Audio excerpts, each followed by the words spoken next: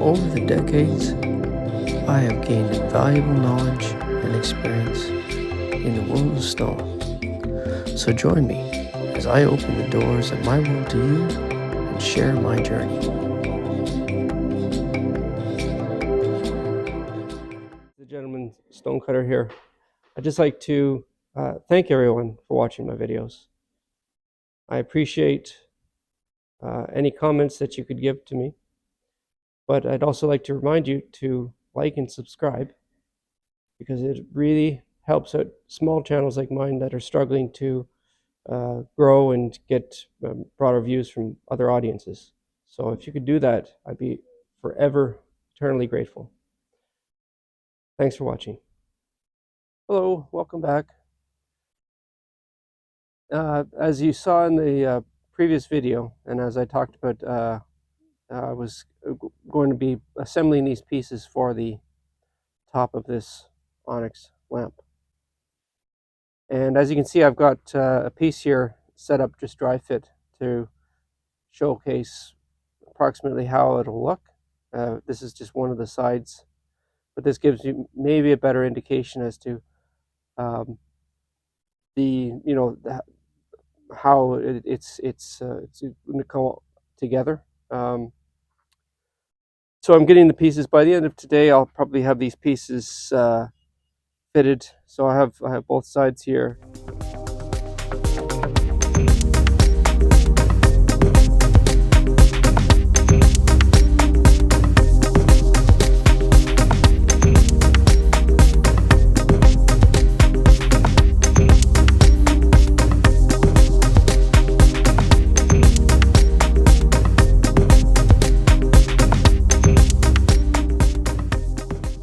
And as you can see here, I have set up on my bench. I have these pieces still plastered down, the additional pieces for the other sides.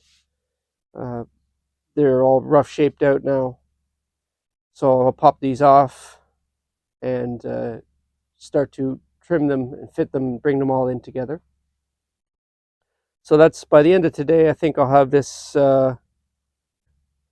This one is already roughed out with the right angles. Well, the goal is to have the pieces brought together, possibly a couple of them actually glued together. But as you can see, I'm really pleased with the way that this is looking. It's coming together exactly the way that I envisioned it. And yesterday I spent some time putting on the wire reinforcement that I talked about.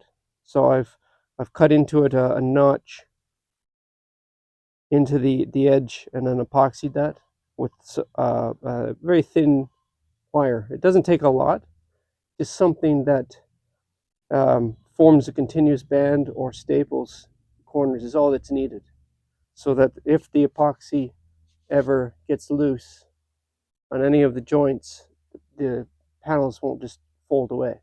It's really the only thing that guarantees that this piece stays together. And I'll probably do the same thing on the bottom as well, just to make sure that it's all locked together permanently. And that just guarantees a steady, stable, and safe object. I'll be talking a lot about safety in a lot of my future videos, because it is one of the most important things to consider about stone. Stone is very unforgiving when it fails, and failure is not an option. Anyways, moving right along. This is the bauble that I was talking about for the topper that will screw down the lampshade, and I've got this shape roughed out, and I think that's going to be pretty amazing. I just love the way that this stuff glows. It just catches light, and it looks like it's got light inside of it all the time. It's just such a beautiful material. It's the next day, and as you can see, I was busy yesterday working on the top, and this is the progress that I've got so far. The miters they're very delicate and a little bit more time consuming than I had originally anticipated, but it's like a very elaborate jigsaw puzzle. the way that there, as you can see, it's quite a complex miter. I haven't glued this piece together just yet, but that's let's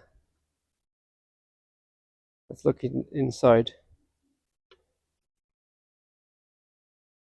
You can see it's these pieces, they end up becoming extremely thin.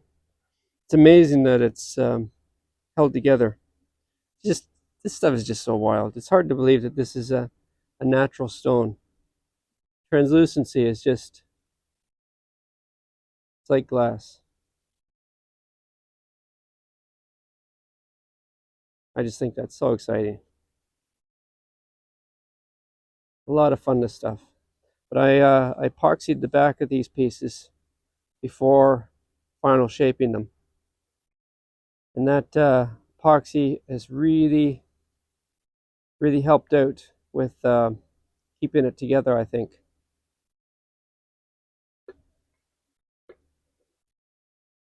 So all these pieces, once they're brought together, glued, epoxied together, then I'll sand in that uh, all the lippage so that the angles are just correct. I left them a little bit proud because until I had worked out things finally, it was too presumptuous to just cut things to tight sizes. It's always in stone cutting, we refer to it as the Henry VIII rule. Always leave eighth of an inch on when things are undecided, or when you're cutting, because that eighth of an inch, it always ends up coming in handy for final squaring things up, getting out of chips, all that kind of stuff. It's the eighth of an inch is always, once you've done it enough, it just becomes instinctful. So I always oversize things and then work them in so that you have lots of opportunities to get things nice and tight. And as you can see, the tolerances, they're quite acceptable. There's a few little adjustments that are needed, but the end result should be paper joints. Really, it's like a mosaic, three-dimensional mosaic in the end. So that's you can see these are how the pieces look after they've been shaped, popped up off the plaster, and then I epoxy the backs just to keep them stable. And as you can see, one piece, I did lose one piece coming off, and I popped it off the plaster. Probably already had a weak spot. So I should have epoxied it before I did that, but I'll once everything is sanded in, the crack will be absolutely invisible. So it's always the risk, but and I just thought I'd share progress.